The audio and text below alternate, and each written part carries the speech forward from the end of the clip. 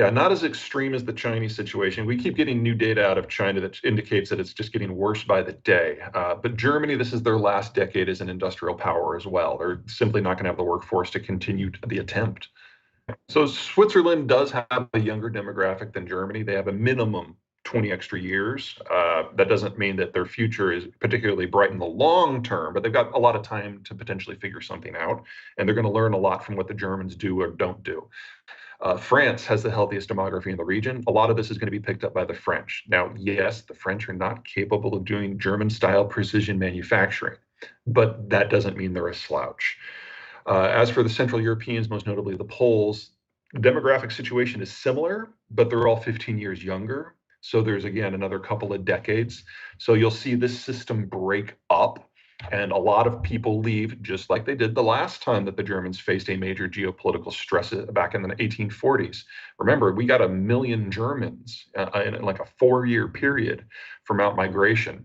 You're probably going to see something very similar again. The trick, of course, is whether the United States can fix its immigration system between now and when this break really happens so that we can take advantage.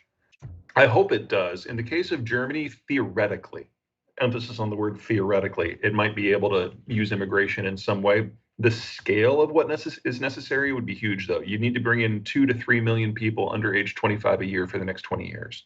And if you do that, Germans are no longer a majority in their own country.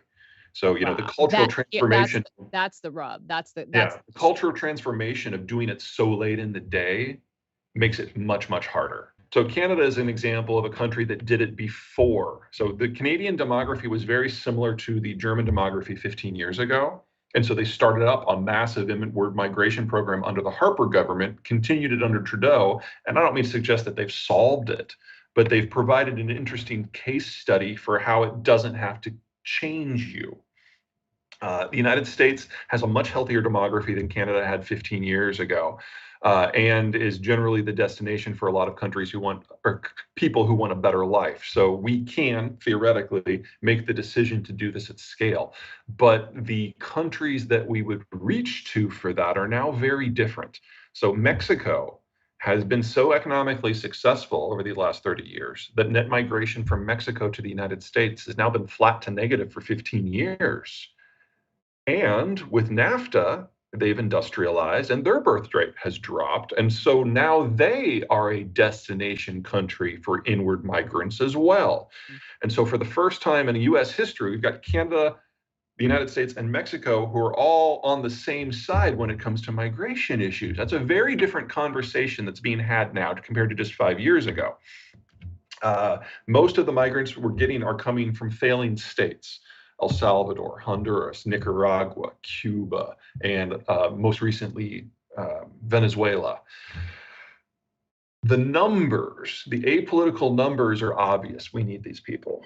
The politics are obviously more of a problem. And in that, the issue absolutely has been Donald Trump, because he's done two things. Number one, he's closed down almost all methods for legal migration. So it doesn't matter if you don't know how to clean a window. It doesn't matter if you can design a supercomputer. You have to come illegally if you want to come to the United States. It's like, so all the people that we say that we want, we're saying they can't come either.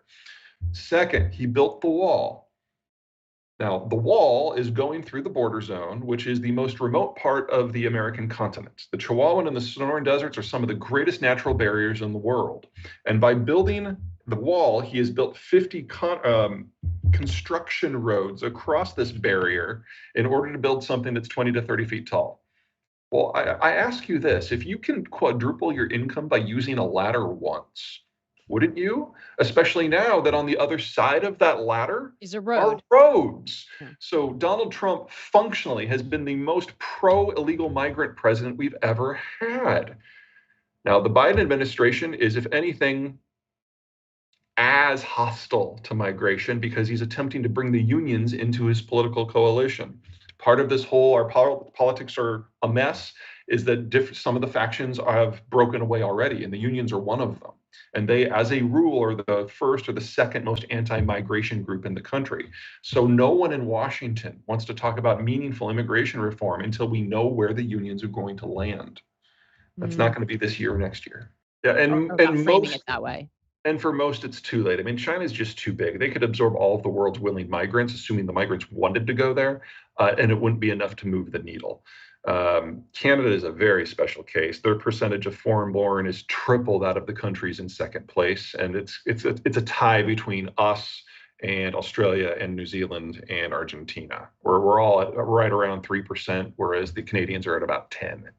Well, there's always the linear forecast fallacy. The idea is that the last 20 years had this percentage of growth, so the next 20 years will be that percentage of growth. I mean, by that logic, we're all going to be Nigerian by the year 2150.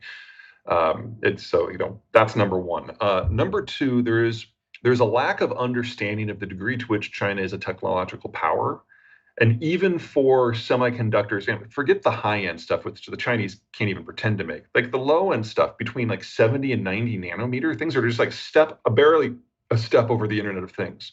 Yes, the Chinese make a lot of those, but with imported equipment and imported software and imported labor, the skill sets of the Chinese just have not improved much. Labor costs have gone up by a factor of 14 in the last 22 years, but worker productivity has barely doubled. So China is no longer the low-cost producer, and they were never able to become the high-tech producer.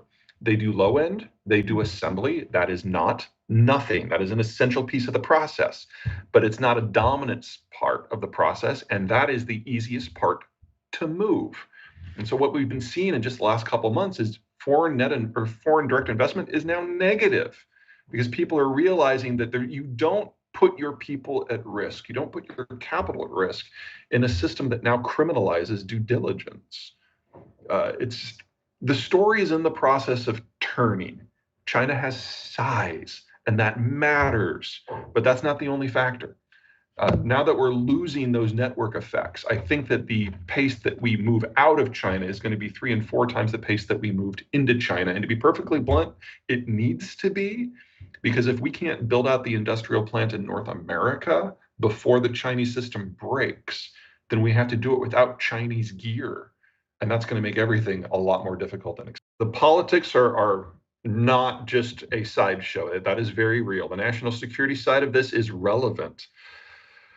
But we've never, ever in human history seen a country face this sort of demographic collapse.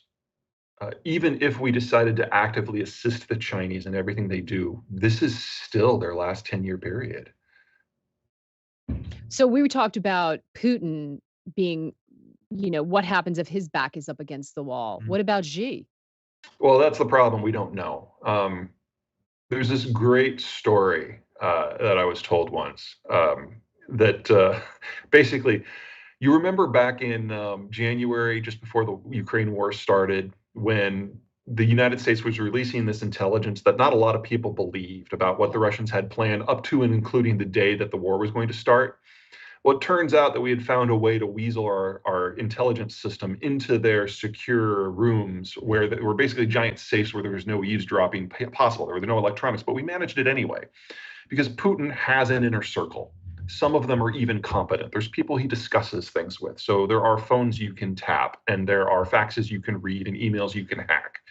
And it turned out their information security was not as good as we thought it was. And so we just shared it with everybody.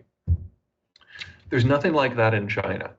It's not because they have better IT protection. It's actually much worse than the Russians. But Xi doesn't speak with anyone.